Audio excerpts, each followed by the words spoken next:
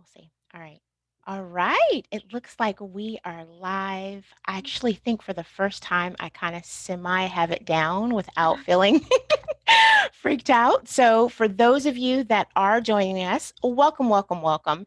This is week 3 of April that I have been here, and I'm super excited about it and very happy to welcome a beautiful, special friend that I haven't been able to connect with in a long time. That's probably been one of the most exciting things about it all is all of these faces that have come back into my life and actually getting to see you. But this is Sara Scott McDowell.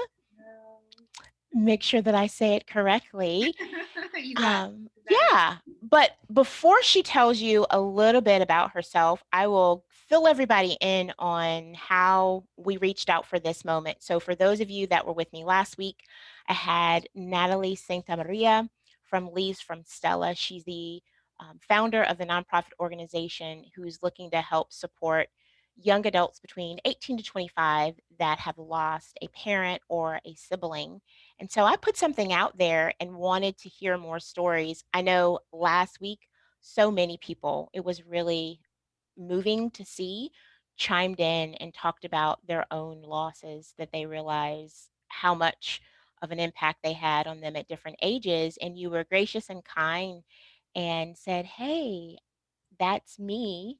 And you were actually willing to come and share. But before we get to that, tell us all the things about who you are and what you're doing right now. Oh yeah. Well, thank you for having me. Um, so I am originally from the Midwest, but I've been in Charlotte for 20 years. So I try to claim native I status. was going to say, yeah, I think you're getting Try. close. I married someone from the Carolinas, so I figure, by default, I think that counts. Absolutely. Absolutely. But my husband and I just celebrated 6 years of marriage. So that was a lot of fun. We had hoped, so last year in 2020, obviously we celebrated 5 years. We had hoped to take a big trip and really go all out, but the year had other plans. So this year was really special, even though it was low key still. Um, we just, we felt so grateful and so thankful. We kind of celebrated both years together. So that was really fun. And we welcomed our first child in December, a baby boy. You haven't met So him yet, but I technically, can't wait. COVID Yeah. baby. He's not a quarantine baby. He's not. He's Okay, I was not. like, wait. He's not. But we have come to terms with the fact that he will just be grouped in with the quarantine babies. Sure. I It's mean, there's no shame. it's no shame, but we're like, he's not a quarantine baby. But it's okay. It's all right. Okay. But he's the best little thing. His name is Paxson, Paxon. We call him Pax for short. Mhm. It means peace, which is kind of ironic Oh. considering Ooh, 2020. But I yes. just knew when I was pregnant with him that he was going to be really laid back, really happy. And I just wanted something that kind of fit that. So Yeah. we settled on Pax. Love it. Um, What surprises you the most about who you are as a mom? First baby, First baby. still Yeah. little. Yeah. I think the most surprising thing for me with having a baby is you are 100% the same person and you are 100% different also. Mm. Hmm. Um, you think in ways that are brand new. Um, you interact with your husband in different ways. And I think just the love and the care that you have for that tiny little baby, Mhm. like I can't wait to get home and see him, Yeah.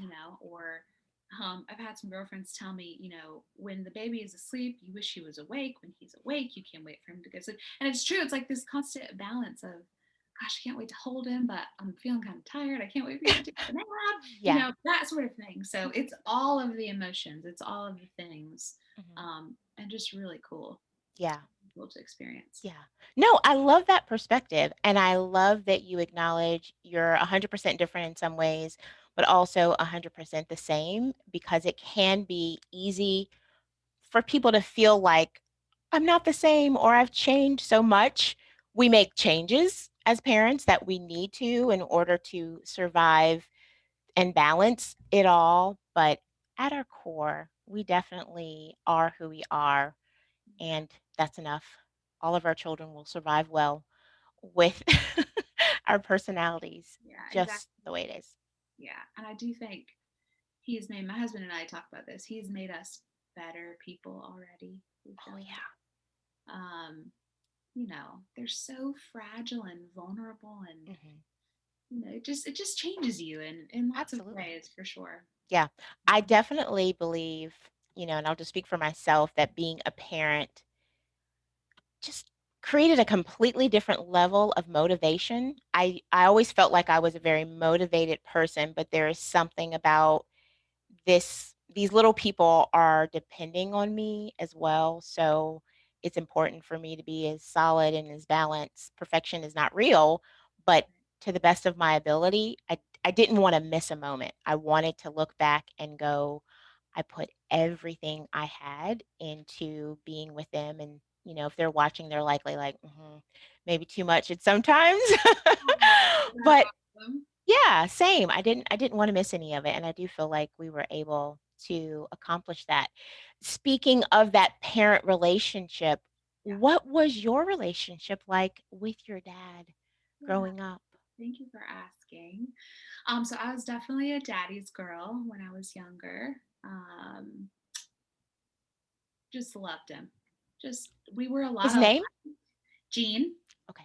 Yeah, so that was technically a nickname, but no one ever called him by his real name. So Mhm, everyone knew him and remembers him as Gene. mhm. Um, but our relationship was great until I became a teenager. Well, yeah.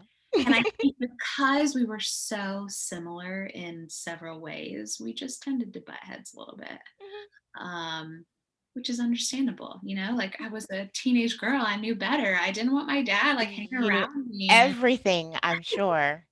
Aw. yeah, exactly. So the the bittersweet thing was right around the time he passed, we were starting to kind of come out of that more tumultuous um, several years. We were starting. I like to think of it as we were starting to know each other as a sort of adult. For me, I was 19, so I I was know just what you mean. coming into that. Yeah. And getting to know my dad not just as my dad but as a person. Our Mhm. parents are people also with feelings and a past and Yeah. dreams and hopes, and um, I felt like we were just kind of starting that journey. Mhm. It's so funny that you have said that. My kids are 19 and 21, and Okay. those are right where we're having those conversations. My daughter came back for Easter, and her and Randy are similar in some ways and very passionate individuals.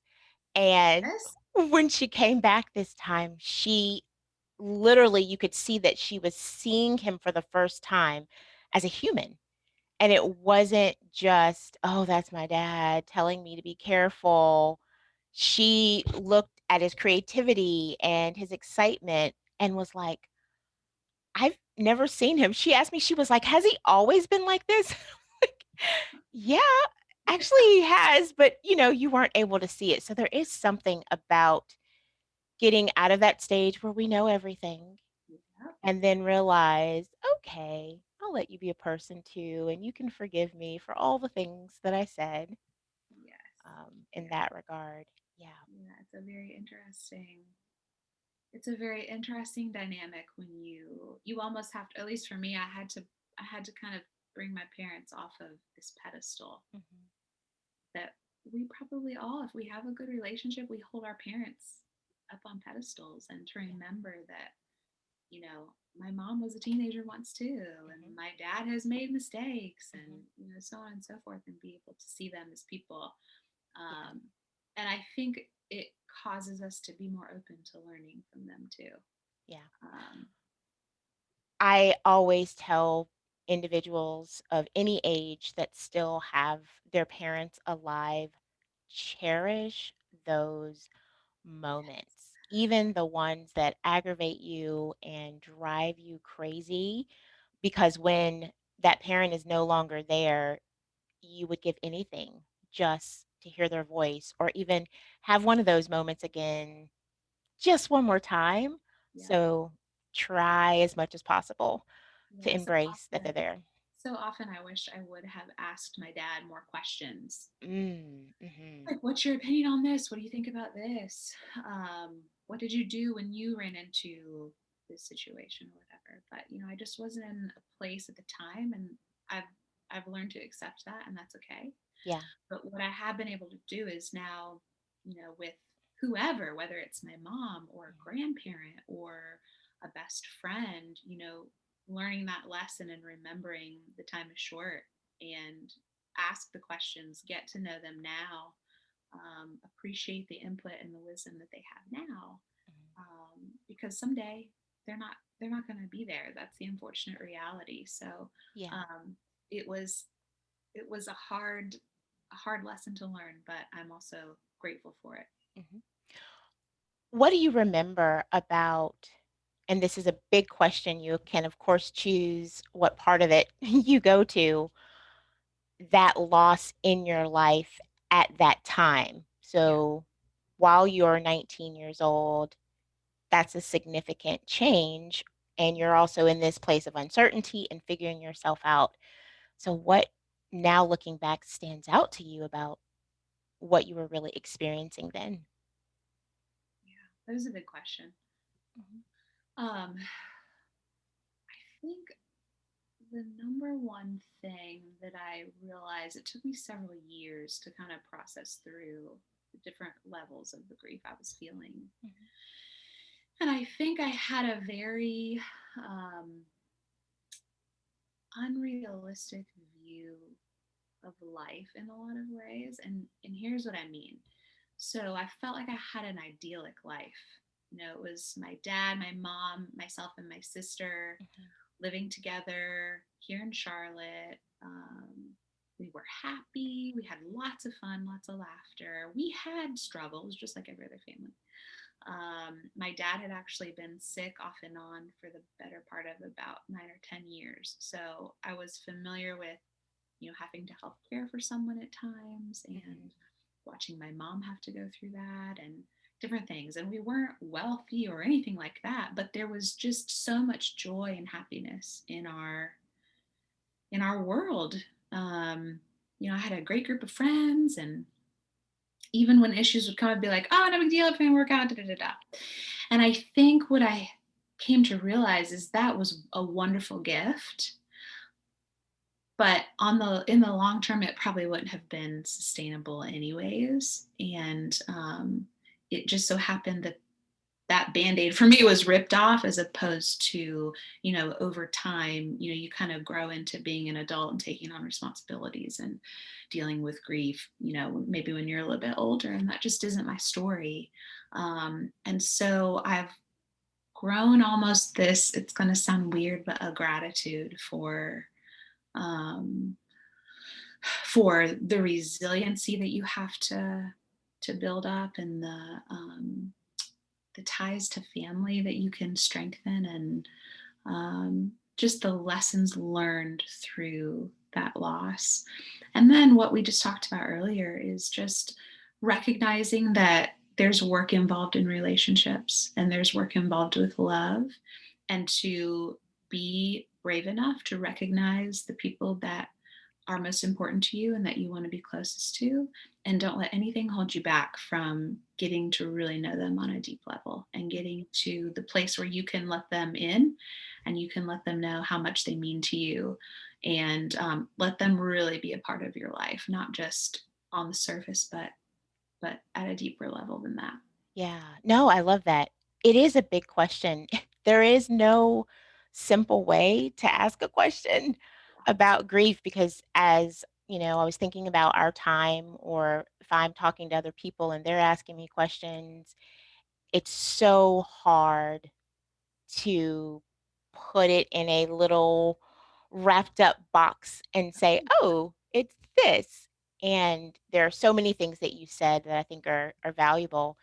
It is a process, and you don't always get the insight immediately. the ripped off band-aid is accurate when you have a loss at any time, but definitely at a very young and influential part of your life. It thrusts you into this growth that you're almost required to try and make. You do the best you can. Yeah. You take on things, you see things in a different way. Yeah. I imagine that you had a level of gratitude, before, but there is something about that level of gratitude that changes Yeah. when you realize how precious, you know, things are. Yeah. As I'm working and I'm actually on the board of Leaves from Stella, which I so love, and we are thinking about supporting students.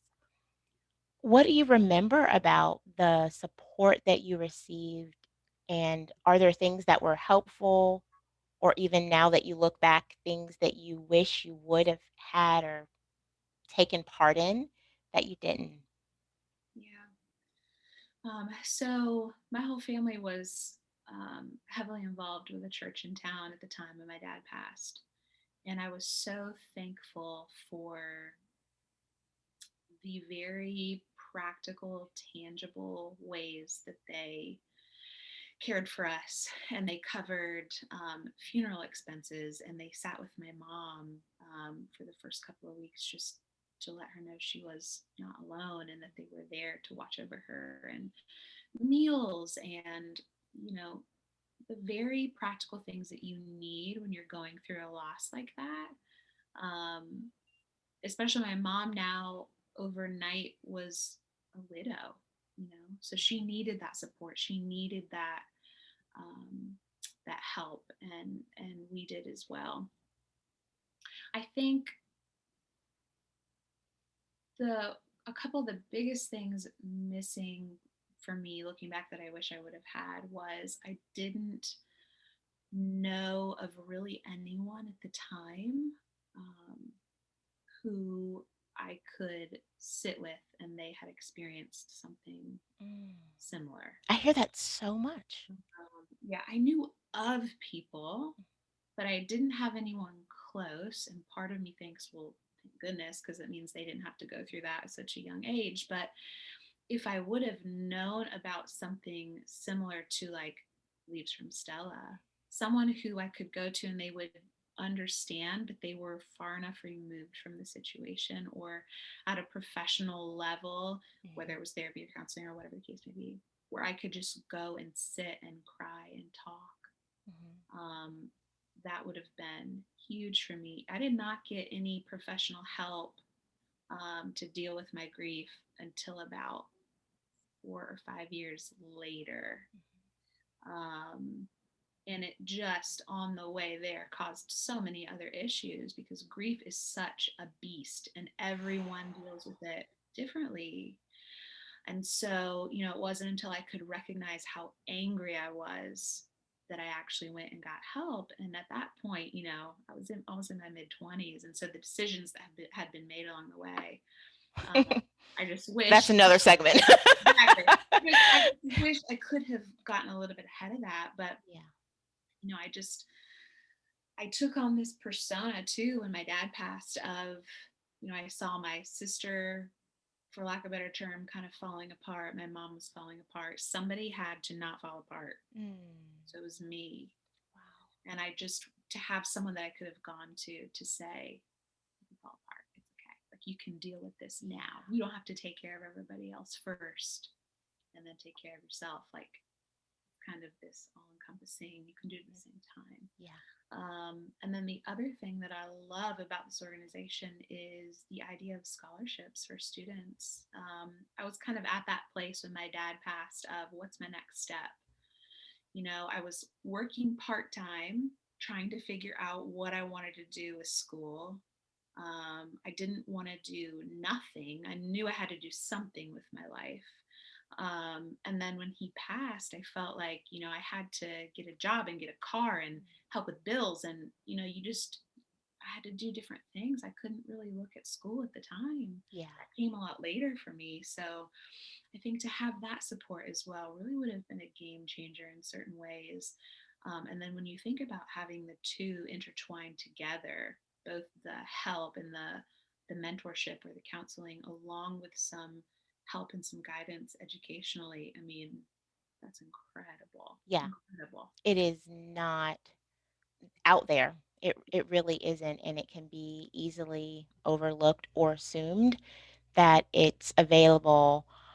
This I'm gonna throw you a curveball. I think it's just my thing that I do to everyone, but I can't Go not for go there. So what I'm wondering is how much of you now still maintains that I have to be the tough one and be there for everybody else and not always give yourself permission to breathe or to cave, and not cave in a bad way, but just to allow yourself to collapse and not be okay all the time. Yeah, it's funny you asked that because I was actually thinking about that this afternoon. And I think in a lot of ways that may continue to be a lifelong struggle for me just because I took it on for so many years. Mhm, mhm, I think fortunately where I'm at now because of getting professional counseling, professional therapy, being able to identify it when it's happening and knowing who those people are that I can go to and say, like, hey, I'm putting a wall up because I'm trying to help so and so, or even to the point of I just don't want anybody to see me fall apart at this point. mhm. So knowing who those people are that I can go to, because I do think that might be something at this point that I just have to identify and be able to work through. Yeah, yeah. Um, yeah, And it just stood out to me because of what you said, yeah, and knowing as well when we have a loss at that time, we do all take on some role or some belief about now this is who I have to be in my family or my life. I could carry this conversation on forever because it's so rare to get the opportunity to be able to talk about our struggles, but not in a way that are always hard, but just, oh, this is relieving. Couple things I want to say to you and to everyone listening. It is never too late to work through your grief. There are so many aspects of it. I feel qualified to say this from both a professional and a personal standpoint.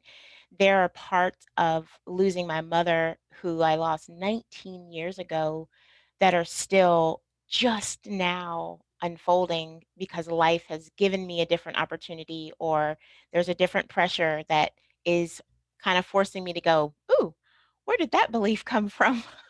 Oh, I had to use that to survive. So I really do want to encourage people. Doesn't necessarily even have to be therapy if that's not something that's possible, but there's still a lot of value in us being open with sharing the parts of that story that we're comfortable with. And if we can find someone else that has also experienced a similar loss in any way, whether that's season of life or a parent, there's just something about it. Like, I can feel it even as we talk now, this peace and vulnerability and familiarity of she gets it, in a way that everyone doesn't. And that's a big part of the healing. The healing happens in community. So I so appreciate you for taking the time to be vulnerable very, very much. absolutely. So there's one thing that Sarah did not tell you, which is she has one of the most angelic voices Oh, thank on the you. face of the planet. Not kidding. You need to go on every music platform possible, or you can go on Facebook and look her up. When I am in, no one knows this, so I'm going to out myself since I threw you under the bus for a moment, some of my most difficult places, and I want something that's pure and just real and not overdone and pulling me away, but just I can sit in it. You're who I listen to. And it is amazing and powerful. So I want to say that to you so that you also know you just never know how much peace and encouragement your music brings to other people. We will be doing an event next week, and Sarah's going to come virtually. Everybody calm down. And do a song, which I am super excited about, but I encourage you, put it in your ears, guys. It's one of those things that you have to experience close to your heart, but it's wonderful. Thank you for sharing your story. Thank you for sharing your time. I'm encouraged if no one else is. So much for just having the space for people to share. Yeah, absolutely. I think Powerful. we might have to keep it going. That seems to be the going trend here. So have a beautiful night and love on that baby and hubby at the same You time. absolutely will. Thank All you. right. Have a good one. You Good too. night. Bye.